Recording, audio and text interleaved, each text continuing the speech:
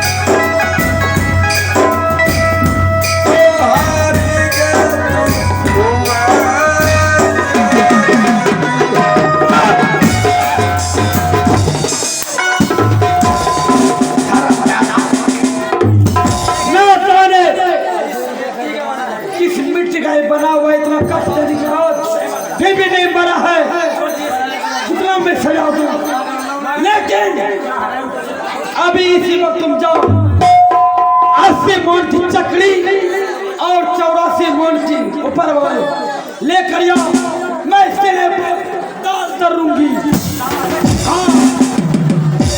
महारानी जी आपने मेरा छोरी दिया तक कष्ट नहीं दिए। अगर इन्हें महारानी जी बैठा ना महारानी जी आ लगे छो कि नहीं मर थो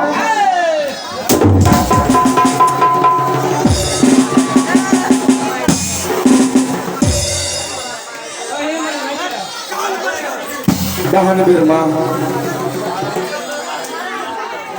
यकीन कर बहन, मैं तुम्हारा भाई हूँ।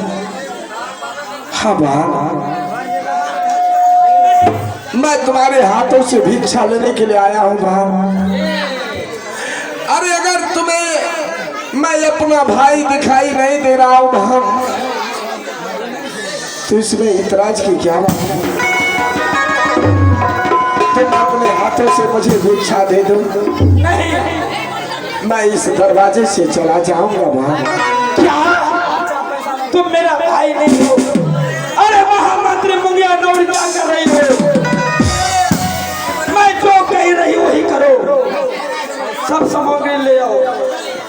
आज दिन है